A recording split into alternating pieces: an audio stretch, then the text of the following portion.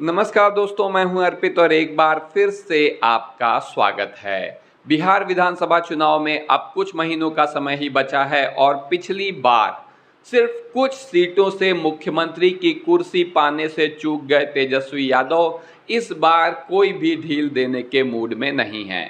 एक और मुद्दा है जो इस चुनाव को बहुत ज़बरदस्त तरीके से प्रभावित करने जा रहा है, वो है मुस्लिम मतदाताओं का रुख। क्योंकि विधानसभा चुनाव के ठीक पहले भारतीय जनता पार्टी वक्फ बोर्ड बिल यानी कि वक्फ संशोधन कानून लेकर आ गई और अब ये कानून क्योंकि राष्ट्रपति के हस्ताक्षर से बन चुका है, ऐसे में जेडीयू का बहिष्कार करने की मांग जमीयत उलेमा हिंद जैसी पार्टी और बड़े मुस्लिम संगठनों ने किया हुआ है, जिसका नुकसान जेडीयू को उठाना पड़ेगा और इसका लाभ मिलेगा आरजेडी को और कांग्रेस को। तो ऐसे में मुस्लिम मतदाताओं पर खास जोर दे रही है आरजेडी। इस वीडियो में हम आपको बताने जा रहे हैं कि वो कौन से प्रमुख मुस्लिम नेता हैं जिन्हें आरजेडी टिकट देने जा रही है। तो आइए चलिए शुरू करते हैं। सबसे पहला हमारा नाम है इस लिस्ट में अब्दुल बारी सिद्दीकी। अलीनगर दरभंगा सीट से ये आपको चुनाव लड़ते हुए दिखाई देंगे। इनका टिकट 100% कन्फर्म है। सिर्फ एक समस्या है कि इनकी अब खासी उम्र हो चुकी है, तो ऐसा हो सकता है कि उम्र की वजह से ये जिसे कहें इनके किसी मनपसंद या परिवार के व्यक्ति को टिकट मिल जाए, अन्यथा इनका खुद का ही टिकट कंफर्म है। लालू और नीतीश दोनों ही सरकारों में ये मंत्री रह चुके हैं, वरिष्ठ नेता हैं, मुस्लिम समुदाय में इनकी गहरी पकड़ है। तो ऐसे में ये टिकट 100% कन्फर्म है। जीत पाएंगे या नहीं ये आपको बताना है।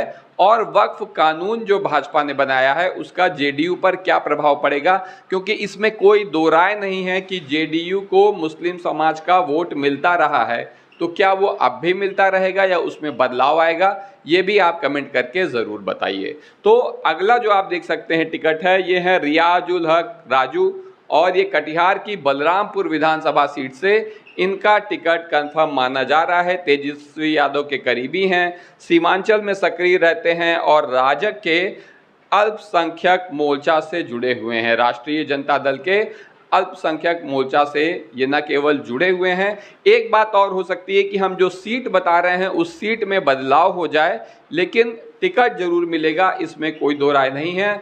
जीत पाएंगे या नहीं ये आपको बताना है। अगले जो नेता हैं इनके ऊपर पिछले साल ईडी की कार्रवाई हुई है, छापा मारा गया है, क्योंकि सरकार पर दबाव डालने के ये सारे प्रयास, मतलब केंद्र सरकार की तरफ से ये सारे प्रयास होते हैं। ईडी सीबीआई का क्या भूमिका है, क्या रोल है, ये तो आप समझते ही हैं। नाम है हाजी अबू दोजाना, सीतामढ़ी से इन्हें टिकट मिल सकता है। यहाँ से लालू यादव के करीबी हैं, कारोबारी हैं बड़े और सामाजिक कार्यकर्ता भी हैं। मुस्लिम वोट बैंक पर इनकी मजबूत पकड़ है और यही वजह है कि इनका भी विधानसभा चुनाव का टिकट कंफर्म माना जा रहा है। अगले नेता आप देख सकते हैं स्क्रीन पर आपके सामने है सैयद फैसल अली, जिन्हें दरभंगा ग्रामीण या फिर जाले की सीट मिल सकती है। पूर्व पत्रकार हैं ये और तेजस्वी यादव के मीडिया सलाहकार भी हैं। जो बुद्धिजीवी वर्ग है, खास तौर से मुस्लिम समाज का पढ़ा लिखा बुद्धिजीवी वर्ग, हिंदू समाज का पढ़ा लिखा बुद्धिजीवी वर्ग, इन सभी पर इनका प्रभाव है।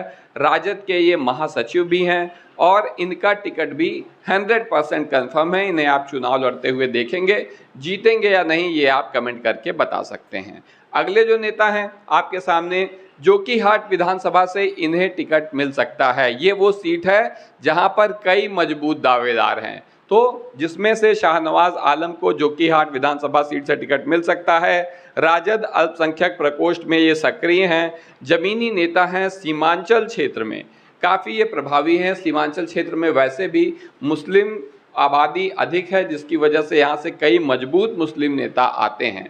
अगला जो टिकट है आपको बता दें, ये बख्तियारपुर विधानसभा से हो सकता है हाजी जफर आलम का। ये पूर्व विधायक रह चुके हैं, सीमांचल में मजबूत पकड़ है और समाज के सभी वर्गों से जुड़ने वाले नेता हैं। ज़मीन से जुड़े हुए, एक एक पंचायत को जानने वाले नेता हैं, एक एक ग्राम सभा को जानने वाले नेता हैं। इनका टिकट भी कंफर्म है। जीतेंगे या नहीं जीतेंगे आप लोग कमेंट करके बता सकते हैं।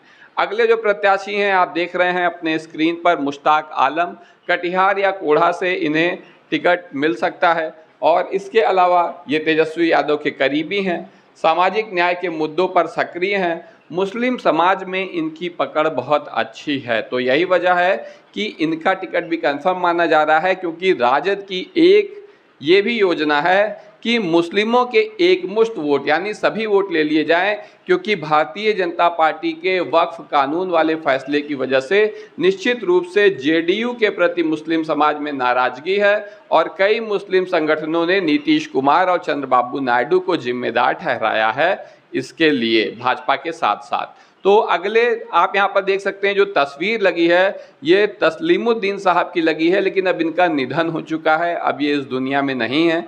और इनके बेटे तस्लीमुद्दीन जूनियर को जो है यहाँ पर टिकट मिल सकता है, या तो जोकीहाट से या फिर बायसी विधानसभा से। और पूर्व सांसद तस्लीमुद्दीन के बेटे सीमांचल की राजनीति में जानी पहचानी शख्सियत हैं, क्योंकि इनके जो पिताजी थे ये बहुत ही बड़े नेता थे।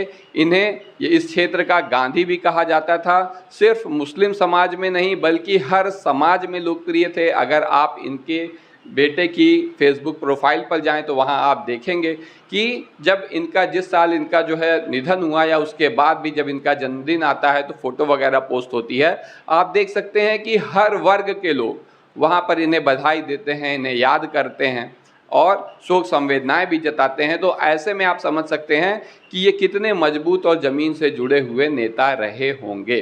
तो ऐसे में यहाँ पर तस्लीमुद्दीन जूनियर का टिकट इनकी याद में कंफर्म माना जा रहा है। लेकिन बिहार का चुनाव जो है ये आसान नहीं होगा, बहुत ही कांटे का मुकाबला देखने को मिलेगा, जैसा कि पिछली बार भी आपको विधानसभा चुनाव में देखने को मिला था। लेकिन इस बार सरकार किसकी बनेगी? नीतीश कुमार एक बार फिर से मुख्यमंत्री बनेंगे या भाजपा ही उन्हें फंसा ले जाएगी कहीं ना कहीं, या फिर तेजस्वी यादव मुख्यमंत्री बनेंगे? आपकी जो भी राय हो कमेंट करके ज़रूर बताएं। वीडियो को लाइक करिए, चैनल को सब्सक्राइब करिए और अपने दोस्तों के साथ शेयर करना ना भूलिए। धन्यवाद।